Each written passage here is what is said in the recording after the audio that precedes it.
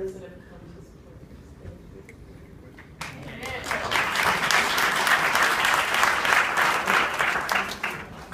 To the mayor and to the other council members, it is an honor and privilege to be here, and it's very humbling. It's very humbling. I remember back hearing my father share stories, and one of the things I hear my father say repeatedly is, "Why did I come to work? Why did I come?" And he gave me background to that. He said that as a traveling evangelist, he was a gang member once, and he said if the Lord would save him at age 16, he would serve God the rest of his life. He had a switchblade in his pocket and was about to get into a ruffle. That was in San Bernardino, California. And the Lord got him out of it. And at 16, he began to serve the Lord, and he would go on these huge fasts and pray and ask God for revelation. And then in the summertime, he would take the money he saved up, and Big Mama would pin that to the inside of his pants, and he'd go get a Greyhound bus ticket as far as his money would take him. He'd get off the bus and look through the phone book, find a pastor, go to that church, knock on the door, and say, "Hello, the Lord sent me here to run a revival." He'd run a revival and raise some more money, and he'd go to the next place, and he'd do that in the summer, and then he'd come back home. And when he was running a revival in San Francisco, he ran upon his church and went in there, and he saw my mother. My mother was only 16 years old, and he said, "Lord, if that's my wife, when I go over her house, if the house is clean, I'm a married her."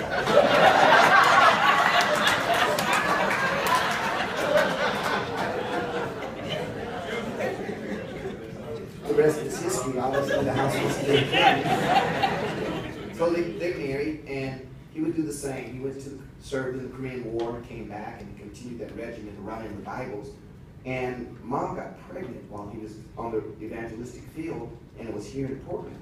And he said that evangelists and a pregnant wife should not be on the road traveling. So he settled here in Portland. And hence he would always say, "Why did I stay here?" As hard as he worked, he tried to get a church here, and we all know about Portland's history. They had redlining and banks that wouldn't give him a loan. So he got a nice house on Northeast 10th and Beach. It's now a predominant neighborhood called Irving. Back then it was just a little motley community. And got that ice house and converted it into a little mission church. And he would say, why am I here? If I was in another predominant city, we'd be further ahead. Every summer he would pitch a tent, put it up for 30 days. It's called Martin Luther King Jr. Boulevard now, but it was Union. That's where the winos and alcoholics and prostitutes would hang out, and African Americans would be. And he put that tent up for 30 days in the summer and preach and try to reel in and save and salvage souls. And again, he would say, why did the Lord send me here? It was even so bad when we grew up as kids, I wondered if my dad was going to go to jail just because for him to get a better home that would house 6 kids, the bank wouldn't loan him money. For whatever reason, we may know, but he struck a deal with an Italian family in Southeast Portland, and they said, under the table, we'll sell you this house on contract. And me not knowing law, I just figured if it's under the table, maybe any day they'd take my dad to jail just because he bought a bigger house. I later learned that that's just how you do business, you know. When you can't find a way, God blesses a way. Yeah.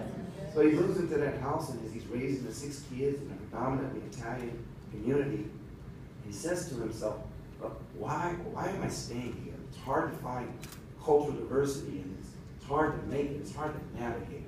It's difficult. He was the first African-American preacher on KATU Channel 2 television. He closed it out. Remember when TV would go off and bugs and so on? He was the last man before the American flag came in. He'd only have 2 minutes, but he would say those prayers in a meditative word, and he was always careful. He didn't just preach Jesus. He would talk about God because there was some faith that just believed in God but not Jesus, and he would always be careful. And he would say, I don't know why I settled in this place. But today, I think the answer is here. When I look and see a community such as this that has come together against denominations, racism, racists. When I look at my daughter and her friends who they would stand, who come all the way from Jesuit High School, stand.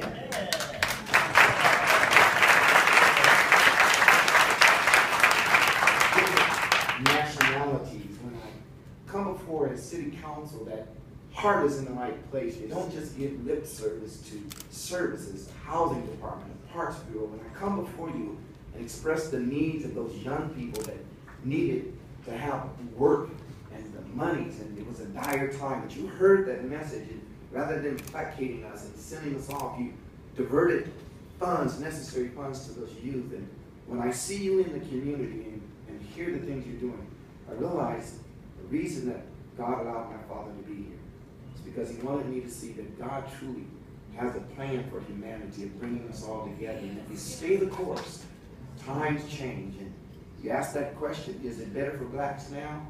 And we may not be where we want to be.